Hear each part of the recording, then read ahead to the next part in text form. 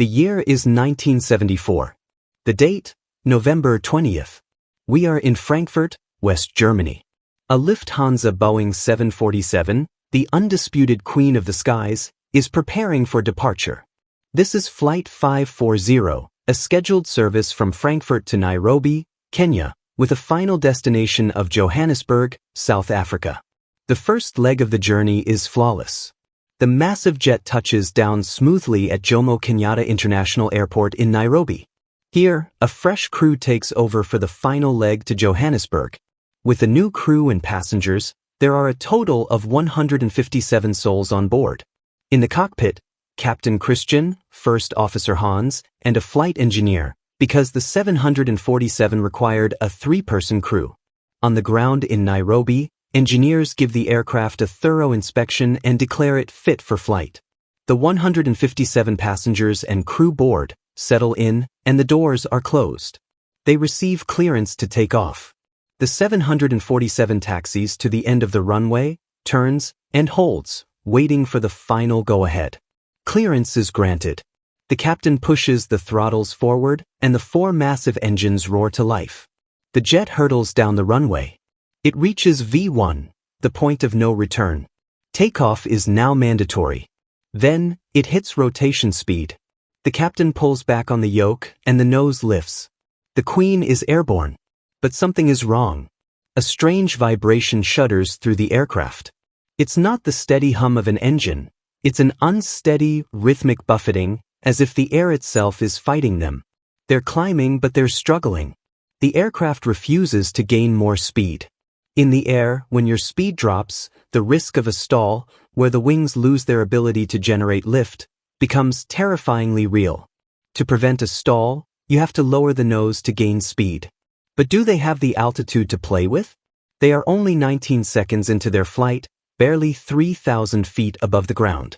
There is no room for error. The captain makes a split-second decision. He pushes the nose down slightly, hoping to pick up enough speed to continue the climb. It doesn't work. The speed keeps dropping. The air flowing over the massive wings is no longer enough to hold the heaviest passenger plane in the world aloft. Just 1,100 meters past the end of the runway, the Boeing 747, the queen of the skies, loses its battle with gravity. It smashes back down to earth, skidding across the ground until it slams into a raised service road. The impact is catastrophic. The aircraft disintegrates. And remember, a plane taking off is essentially a flying fuel tank. The wings are full. A massive fireball erupts as the left wing ignites. With one side of the plane engulfed in flames, half the emergency exits are useless. Panic ensues. Out of 157 people on board, 59 do not make it out. 98 people survive the horror. Investigators arrive on the scene. How could this happen? How could the Queen of the Skies just fall out of the sky? A crucial clue comes from a survivor. He was a pilot himself, sitting by a window. He tells investigators that as they were taking off, he noticed that the leading-edge slats on the wing, devices that extend to increase lift, had not deployed. This was the smoking gun. Without those slats, the wing couldn't generate enough lift for a safe takeoff.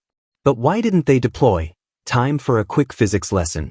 To get maximum lift for takeoff, you extend devices from the wing. At the back, you have flaps. At the front, you have slots. These increase the wing surface area, creating the lift you need. This plane crashed because the slots didn't extend. Now, how do these slots work? On the 747, they used a pneumatic system.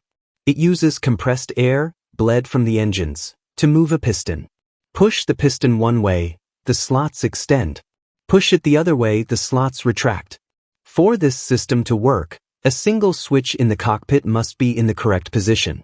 If that switch is off, the valve that sends air to the piston remains closed. No air, no movement, no slots. Whose job is it to check that switch? The ground crew and the flight engineer. Somehow, the ground crew missed it.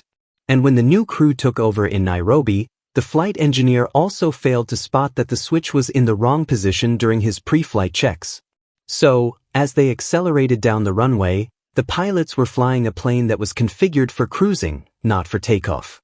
They were calculating their takeoff speed based on the assumption that the slats would be out. But they weren't.